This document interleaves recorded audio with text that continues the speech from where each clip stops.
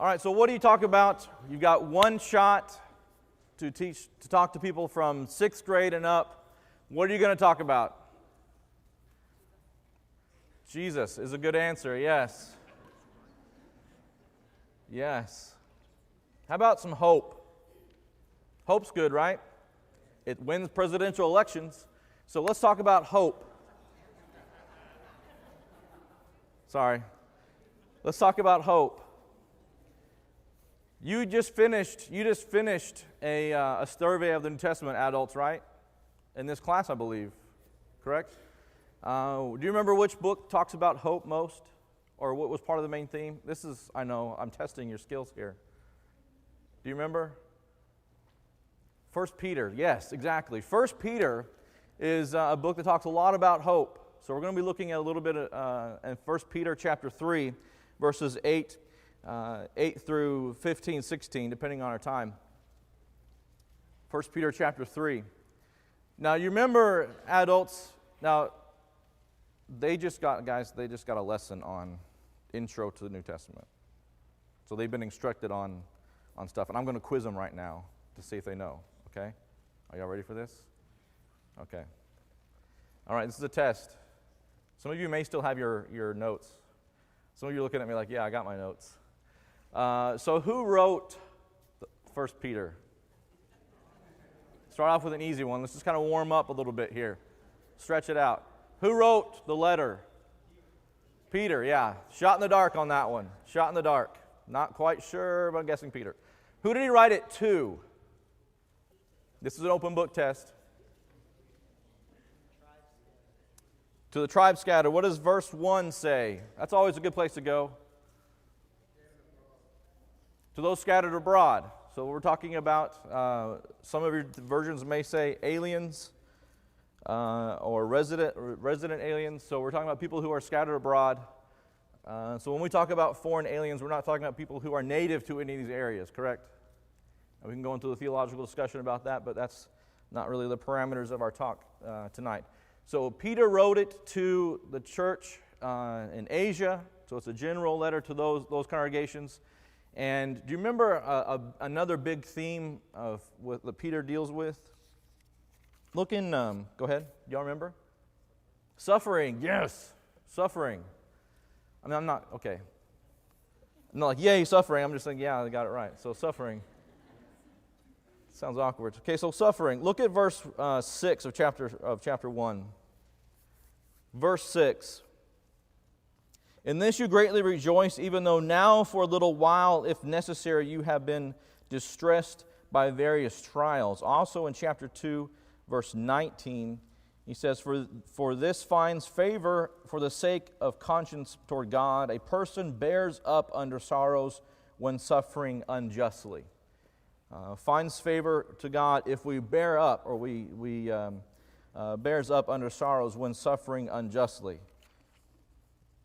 Look in 1 Peter chapter 4, verse 12. Beloved, do not be surprised at the fiery ordeal among you, which comes upon you for testing as though some strange thing were happening to you. But to the degree that you share the sufferings of Christ, keep on rejoicing, so that also at the revelation of His glory you may rejoice with exultation. Exultation, yeah. So what do we... That's sort of weird. We don't really... Typically, nowadays, we don't rejoice in suffering, do we? It's not something depends on, I guess. You're like, depends on what kind of suffering, right? I don't know, maybe. Look at James. What does James say in James chapter 1? Just a few pages back. What was it? Consider it all joy. James is another one of those weird guys, right? Verse 2, James chapter 1, verse 2.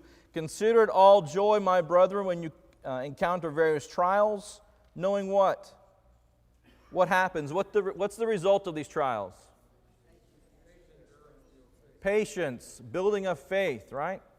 And so that is obviously something that we need to be thinking about. Also, Peter mentions that same thing in verse 7 of chapter 1. So that the proof of your faith, being more precious than gold, which is perishable, even though tested by fire, may be found to the result in praise and glory and honor at the revelation of Jesus Christ. You know the refining process of precious metals, right? A lot of you have studied metallurgy, I'm sure. So the refining process of precious metals, you do what to it? You heat it up. And what happens with all the impurities and all those kind of things? They rise to the top, and then you just scoop them off. That slag that just comes off the top. And then you're left with, have you ever seen metal that's molten and pure? It shines, right? It shines. Brighter than all that slag that was in there before. And so that can only happen, that only happens in those crucible events when we can test, our faith is tested. So James and Peter are talking about a time when they're undergoing suffering. Peter's writing about 64, 65 to 68 AD, so later, and so they're suffering. Now, if you're suffering, are you thinking, yay, suffering, faith? That is not our general reaction, right? That is not the fleshly reaction to suffering. When your hand suffers, what does it do? If it gets burnt, our natural reaction to any kind of suffering is what? To pull back, to pull away from it. How many of you have hit your thumb with a hammer? It hurts. Some of you are like, I don't think I want to admit that. But it hurts, right? It hurts. And then the first thing you do is you grab that, or you stick it in your mouth maybe, whatever you do for consolation, you get away from that pain, all right? Now, obviously, if you sit there and hit your thumb with a hammer, it is not going to get any better, all right? It's not going to, I'm refining my thumb. That is not how that works, obviously, okay? It is not the same situation. But when it comes to spiritual matters,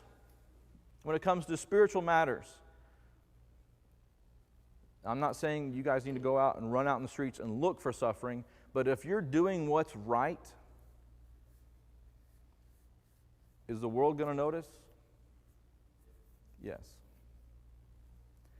When David went up against Goliath, had he fought any battles before? Do you remember? The bear and the lion, right? He tested his faith, right? So before he even gets so he's had his battles, okay, that nobody knew about.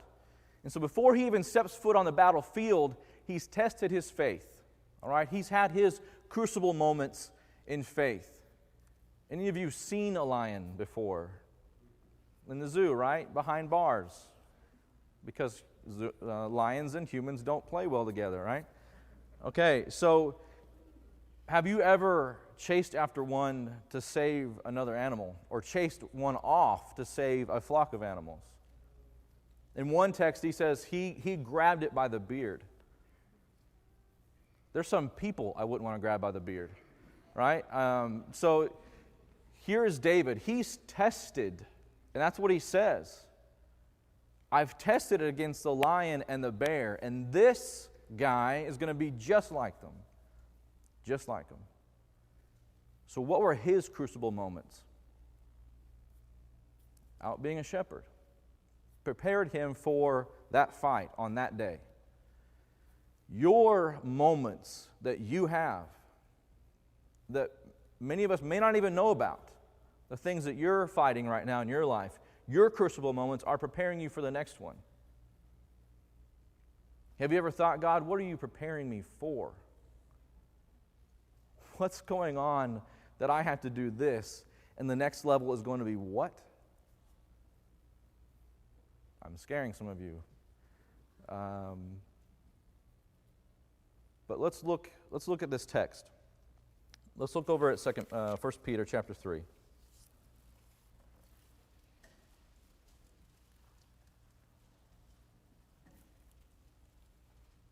Beginning in verse 8, I'm reading from the New American Standard Version. It says, to sum up, all of you be harmonious, sympathetic, brotherly, kind-hearted, and humble in spirit, not returning evil for evil or insult for insult, but giving a blessing instead. For you to be called, you were called for the very purpose that you might inherit a blessing. All right, so when they say we're summing some things up, it's important to pay attention. So summation of this text, obviously he was talking about relationships before this, wives, husbands, and summing that up, he says, all of you be harmonious. What does that mean to be harmonious? I'm sorry? One mind, like-minded. It has nothing to do with when we sing on Sunday, right? It has everything to do with being like-minded, in the same rhythm, in the same pattern, okay? So being harmonious. Can we see how that works in relationships? Yeah, it's not hard, especially in a marriage. Harmony is a nice thing, right? It's a very, very good thing in relationships. Sympathetic. What's another word that's used there? Compassionate. And it's easy to see compassionate people, right? Not everybody has that gift for compassion, by the way, right? There are some people who are like, what, rub dirt on it, whatever. But there are other people who it's easier for them to empathize with somebody, to put themselves in that position. Say, well, but they're hurting. And this other person's like, whatever, I grew out of that. And so there's a balance there, but we need people that are able to sympathize. Because when somebody's hurting, when somebody's suffering, that is their world in that moment, right? They can't really think beyond anything else, and they need somebody to come in that says, I can understand, or I know you're hurting, here's what we can do. You need those people. We need those people. But we also need people that say rub dirt on it, because sometimes you just got to rub dirt on it, all right? Brotherly, kind-hearted, humble in spirit. So you can see how all of these elements in a congregation, in a marriage, in relationships work. They all help. But looking down in verse 10, we begin looking at something. Verses 10, 11, and 12. All these things so that we can be a blessing, that we are called to be a blessing. And in verse 10, he says, for the one who desires life, to love and see good days. All right, so are we paying attention? Who wants that? Not many of you guys. It's sort of weird. Who wants that? Yeah, of course. We all want that. Who does? That's the American dream, right? That's the American dream. I mean, not in so many words, but that's the American dream. The one who desires life, to love and see good days, he must what? Keep his tongue from evil and his lips from speaking deceit. He must turn away from evil and do good. He must seek peace and pursue it. For the eyes of the Lord are toward the righteous, and his ears are attent to their prayer. But the face of the Lord is against those who do evil. Some of you may have that in the text, all caps, or that's called out in some way. Do you have side column notes there? Psalm. Let's turn over to Psalm 34. This is Psalm 34, verses 12 through 15.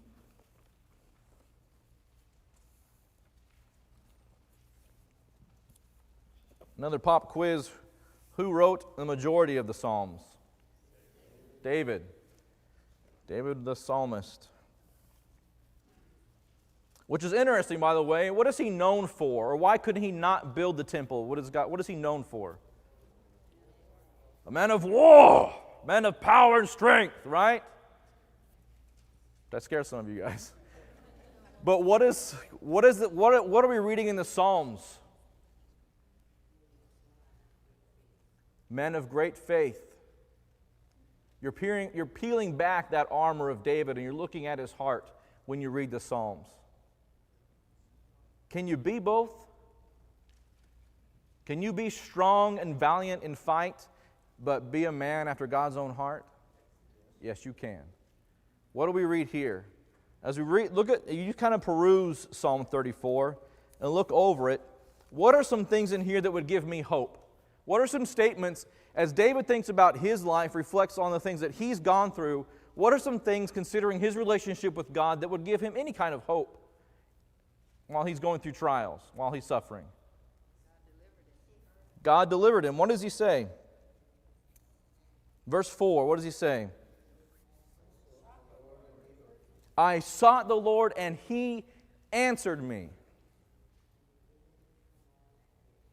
And he delivered me from all my fears. Why do we pray? There's a lot of reasons we pray. There's a lot of reasons we pray. But you ever considered prayer as part of the reason why you have hope? I sought the Lord and he answered me. He delivered me from all my fears. We pray up here and we have our family prayer. And we have that list of names and concerns, but things happen. Things happen. The throne of heaven hears those names. Things may not happen the way we want them to happen, but we can be confident that God, the just God, things happen the way they need to happen. What's some other things that are going on in this psalm? Look at verse 7. Does verse 7 give you any kind of comfort? What are we talking about in verse 7? We're protected. The angel of the Lord encamps around those who fear Him and rescues them. And rescues them. Look in verse 19. Many are the afflictions of the righteous, but the Lord delivers him out of them all. And then verse 22, the Lord redeems the soul of His servants, and none of those who take refuge in Him will be condemned. So and the Psalms are full of this kind of language in relationship to David and his relationship with God. Many of the Psalms have sort of a prologue that gives us maybe an idea of what was going on when that psalm was written. If you asked somebody to talk about a psalm, what's the one psalm everybody knows? Psalm 23, we say harmoniously, right? Psalm 23. Why Psalm 23? When do you read Psalm 23?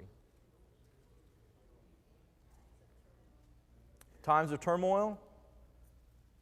When you need comfort? When it's nice to know you're not standing alone?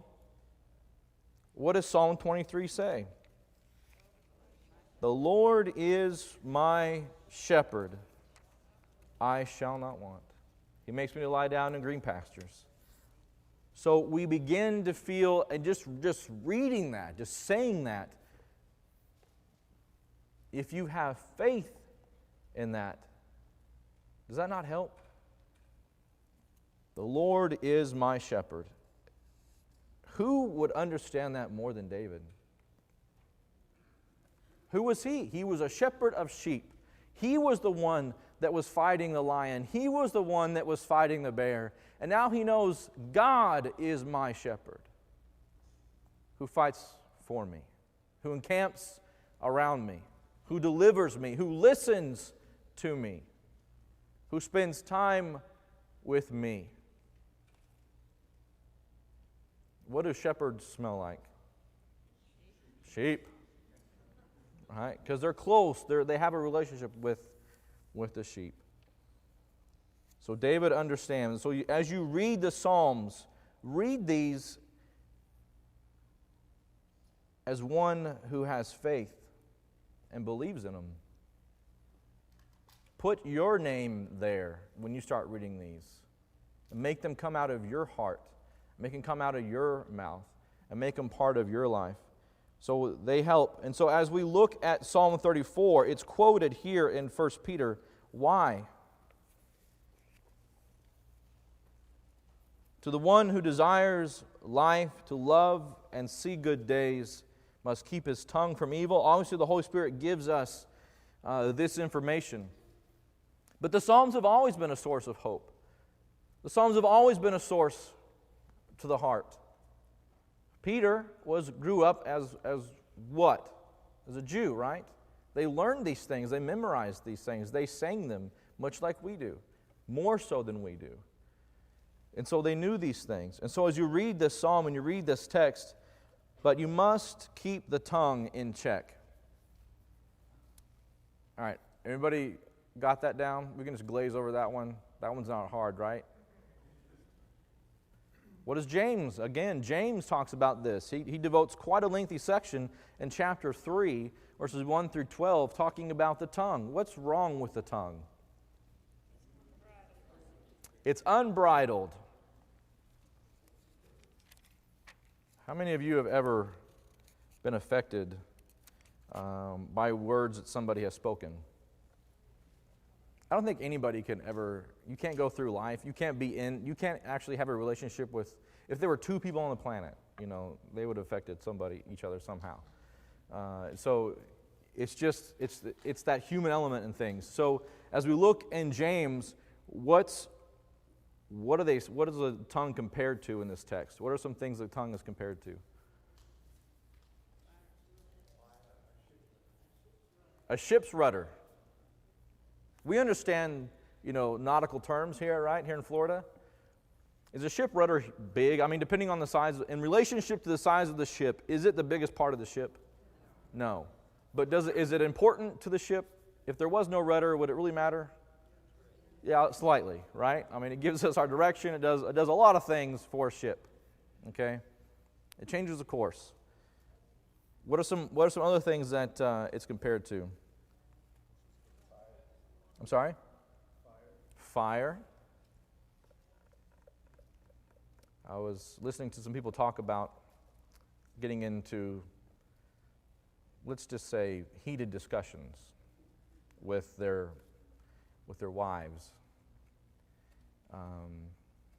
The tongue can play a large part in that, right? Of course, they were talking too about, just throwing things at people, at each other. That's probably another discussion for another day. But the tongue can really hurt. It can burn. It can sting, right? We need to be careful how we use it. It talks about being bridling it.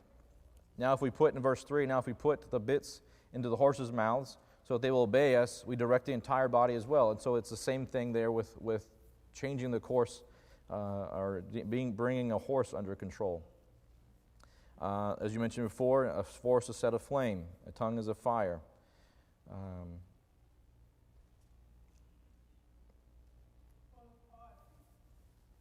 I'm sorry? I'm sorry, I couldn't. Yes, it is. It is indeed full of deadly poison. We need to make sure that we can be able to control that. Why do we need to control that in verse 10? For the same mouth come both blessing and cursing. Doesn't make sense, right? I mean, from the same mouth to come both blessing and cursing. That shouldn't be the case. Does a fountain send out the same opening both fresh and bitter water? Can a fig tree, my brethren, produce olives, or a vine produce figs? Nor can salt water produce fresh. And so it's either going to be one or the other. You can't really be a mouthpiece for God if your tongue is not in the right place. So if you're going to love life and see good days, the tongue needs to be under control. All right? So we understand that lesson. The tongue needs to be under control from evil, and his lips from speaking deceit. He must turn away from evil and do good. Is that one? That's sort of a no-brainer, right? That's a classic Sunday school answer. Do good, right? Do good. I'm sorry? It's always right to do right. I've heard it somewhere before, right? It's always right to do right. Now, in the moment, is it easy? Ask Eve. I mean, it would have been like, you just didn't have to eat the fruit, Eve. You just didn't have to eat it. But what's that temptation? In that moment, it looked so good. In that moment, Satan makes whatever it is that's in our life look so good. Like we need to do whatever that is. 20 minutes later, after you've done whatever that act is, you're thinking, why did I do that? Have you ever been there? Why did I do that? It's in that moment you get enticed by the flesh. And part of that is just, well, it's another discussion again. So we need to make sure that we're doing what's good. We must seek peace and pursue it. How many times have you sought peace? We're not talking about world peace. This is not a beauty pageant. But what are we talking about here? Blessed are the what? Peacemakers. Blessed are the peacemakers. Why? Huh? I'm sorry? Some of you are timidly answering that. Why? Yeah, we need to obviously to inherit the kingdom, but why are peacemakers good in a relationship? Have you ever gone head to head with somebody and man, you're going to win this thing? you're the one that's going to win, and they're the one that's going to win too, and you're going head to head. And you ever had somebody step in and say, hey guys, chill, let's work this out? Who were they in that moment? Peacemakers. Blessed are the peacemakers. Otherwise, we're just going to bang our heads together. Blessed are the people who can step in and say, hey guys, we need to slow this down and let's look at this. Blessed are the peacemakers. Seek peace and pursue it, even when it's hard. And that little addendum on it. Even when it's hard. We're talking about people who are suffering. And we can understand, and we've been lectured on Roman culture, and that they were not the nicest people to get along with. If you were next door neighbors with a Roman, he would probably cut your shrubs if you didn't want him to. They weren't nice people. They did more than that, but obviously tongue-in-cheek. They were not, in relationship to the Christian, they were not the nicest people. Now we know that the persecution initially started with the Jews. It started there, and then later transitioned into Rome. But did you know the Romans they accused people, and we'll look at this in just a minute and later in the text, but they accused Christians of cannibalism and incest. Why would they think that? Cannibalism and incest. Now, they never cited anything, but that was just what they said. Well, they're bad because of this, and let's just do whatever we want to with them. Why would they say that of Christians? The Lord's Supper, what do we eat on the Lord's Supper? Christ's body, right? We eat His flesh and we drink His blood. And when you put it that way, it's kind of gross. But they don't understand the spiritual side of what we're talking about there, obviously, right? Why would they think that we're incestuous? Because we're all brothers and sisters. Because we're all brothers and sisters. Some of you are going, oh, I get it now. Yeah. What's that? Oh, that's true. Yes. Yes. So that's Rome's what they're saying against the church. But they're to seek peace and pursue it. To seek for peace. Even when it might hurt the pocketbook, seek peace. And we're quick about our rights, correct? Well, I have rights. And I'm as guilty as the next guy, I'm not going to go into my examples because I'll have to go forward. But we're quick to capitalize on, well, I'm an American, I have rights. Or I have my rights, in whatever case. Have your rights ever gone in contrast with what's best for the situation? Have you ever tried to force your rights so much so that if you would just kind of lay off that a little bit, things would have eased out? Maybe we need to take one for the proverbial team and just kind of be defrauded so that peace can be made. In some cases, I'm not talking about give your house up. I'm just saying there are cases where maybe if we can back off a little bit, it would be best for peace. What was it that Christ prayed for in the garden? What was among other things? Do you remember what He prayed for? Unity. Peace in the church. Have there ever been issues inside the Lord's body? Do people breathe? Right? Yeah, there have been issues. Mundane things have split a congregation. We've talked about the color of a carpet or, whatever things have, but we need to be people who seek for peace. Why? What does the verse 12 say? Why? What should be our motivation there? What's our motivation? Among other things, what is our motivation? Verse 12, chapter 3, verse 12.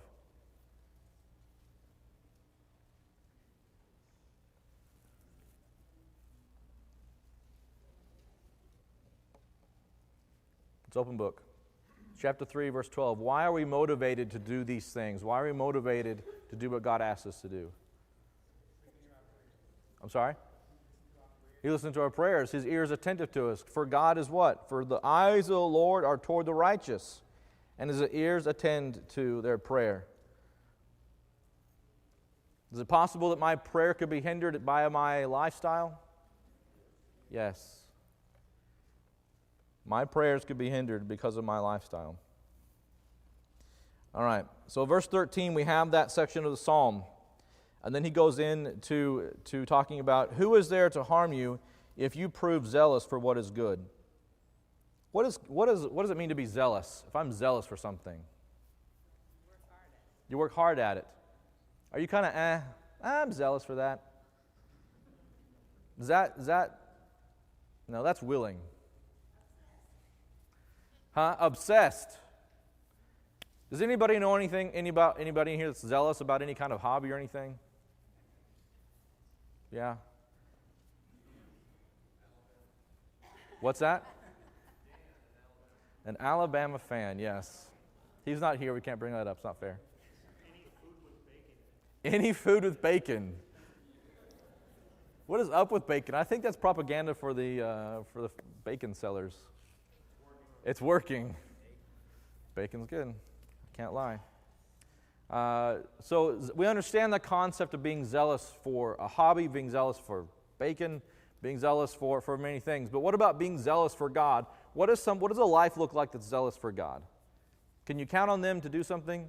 If somebody's zealous for fishing, just throwing it out there, some people are into that, and it's a nice, perfect day. The wind is calm.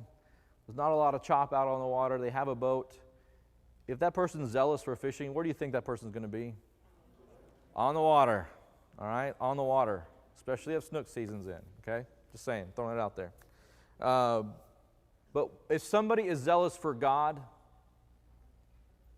can we count on them for making the right decision? Do we know where they're going to be? Do we know the kind of lifestyle they're going to be living? So it says here in this text, who is there to harm you if you prove zealous for what is good? How do you prove to be zealous? By your actions, by what you do. I will show you my faith by my works, said James. All right, so who is there among you? Who is there to harm you if you prove zealous for what is good? But even if you should suffer for the sake of righteousness, you are blessed. And do not fear their intimidation, and do not be troubled. But sanctify Christ as Lord in your hearts, always being ready to make a defense to everyone who asks you to give an account for the hope that is in you, yet with gentleness and reverence. So here's this concept. But even if you should suffer, Shadrach, Meshach, and Abednego were in front of the king, Nebuchadnezzar. Do you remember what they said? Almost this kind of language right here. Our God is able to save us. But even if He doesn't, we're not going to bow down to your idol. Right? God is able to save us if we prove zealous for His work. But even if we do suffer, who was the most zealous person, the most dedicated person to ever live on the face of this planet? Jesus. Excellent. Sunday school answer. Jesus. Was He zealous? Did He suffer? Even before the cross, did He suffer? Yes, He did. Should we be any better? Are we going to suffer? If we're doing what He does, if we're living like He is or was, we're going to suffer. It's just how it is. But what have we already concluded about that suffering? Huh? It has a purpose. It has a purpose. And what is that purpose? To strengthen us, to build us up, to make us stronger, to prepare us for whatever is coming next. Whatever's coming next. And some of you are like, I'm not ready for what's coming next. But you will be. You will be. Are you ever alone in those fights? No. You're never alone. Go ahead. Somebody say, okay. So you're never alone. If we need somebody physically there to be with us in the moments, who do we have? Brothers and sisters. So I need somebody to be there with me. So what do I need to do? Call them. We need to be plugged into each other's lives. Now, I'm not saying necessarily you need to call every single one and everybody. Some people are more equipped to deal with issues than others, and we need to be discerners of that, okay? I'm not going to call one of these guys, no offense to you guys, I'm not going to call one of them to help me with my marital issues. If I don't have any, I'm just saying. Note to self, think about examples before you say them. But you understand the concept there. We have people to help us. If you know somebody who is struggling with something, is it wrong to say, hey, I think you're struggling with this. Would you like somebody to stand with you in that? Is that wrong? That's right. It's always right to do right. I'm going to stand with you in that moment. And if you want some advice, I'm here for you. Now, getting back to the tongue concept, have you ever had uninvited, and at the moment, you didn't really like that advice? Have you ever had that before? Well, Josh, I don't think that tie goes with a striped shirt. Noted. I will change that. We need to be careful with how we say things too, right? Does that matter? There's a phrase, there's a passage in the Bible that says, I would not have you ignorant, brethren. I would not have you ignorant. And Paul instructing the church. If you said that with different inflection, could it mean something else? I would not have you ignorant, brethren. Right? That's a preacher joke. Yeah. Some of you are like, I know, I can tell. So how we say things is important. How we communicate, again, going back to the concept of the tongue, but going into the concept of us working together. Was that 2 bells, by the way? 1, okay. First one. Never mind. So here's the concept. If we're going to be working together, we need to make sure, if we're going to love life, see good days, make sure the tongue is in check, make sure I'm doing good, make sure I'm seeking peace. And if I'm doing these things, if my life proves zealous, God's there with me. Even if it doesn't, I may still suffer. But even if you should suffer for the sake of righteousness, and we're not talking about suffering because, why does he say suffering for the sake of righteousness?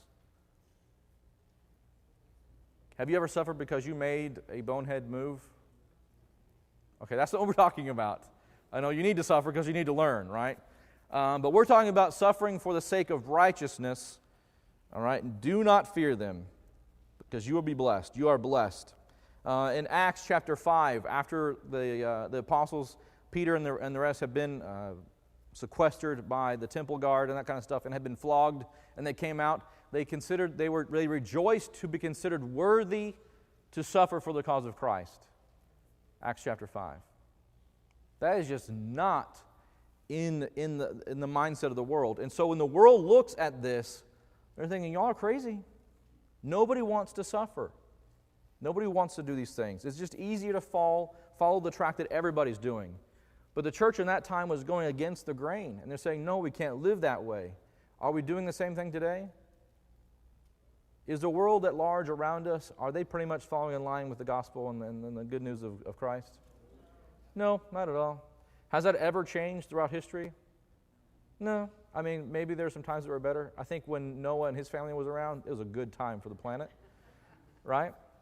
But just a few rainy days before that, not so good, okay? So in general, there's been issues, okay? But when we looked at this, but sanctify Christ as Lord in your hearts. To sanctify something is to set apart something for holy use. If I sanctify Christ in my heart is for Christ, as Lord in your hearts. If somebody is Lord of something, are they sort of in control of that? In general, they should be, right? If Christ is Lord in your heart, who is He in control of or should be in control of or have reign over? Us, our heart. And then we need to be ready to make a defense or give a defense to everyone who asks for the reason you have hope. And here's the thing. Here's what we're getting down to. All of that to say, despite the suffering, despite the issues that were going on, for those group of Christians that Peter is writing to, they needed to have hope and to be ready when people ask them, why do you have hope? Because you shouldn't, right? That's the other side of that coin. When people are asking, why do you have hope? Because in their mind, you shouldn't have hope. You shouldn't have it. Based on their understanding, based on what they know, you should not have hope. And you need to be ready when people ask you, why do you have hope? There's a hope that's within us. Why do you have hope? And so tonight, that's the question I want you to leave with. Why do you have hope? Are you ready to answer that question? That's what I want you to leave with tonight. That's your homework. You can jot it down. Why do I have hope? And am I ready to give an answer for that? Now, obviously, we're at various faith levels here, right? Some of us have been in the church a good long while. Some of us are sort of new in that area of building our faith. Was David, when he was an even younger man, I don't imagine David at 12 going out to fight Goliath. He had to be ready for that. He had to be prepared for that moment. Every one of us, and God knows our limits, is being prepared for our proverbial Goliath one day. But was David standing alone? No. Will you be standing alone? No, you will not. Will your faith be tried? If you're zealous and you're doing what's right, your faith is growing. Pain is growth in the idea of faith. There are some gyms who say the same thing, but we're not talking about the physical body. We're talking about the spiritual body. And we go through those trials to help us grow and to be strong. And so tonight you need to ask yourself, am I ready to give that answer? Do I know why I have hope? Do you have hope? Are you ready to give a defense for that? Are you ready to say, yes, this is why I have hope, and you should too? Are you ready? Any comments, questions, shout-outs? Perfect timing. You are dismissed. Thank you.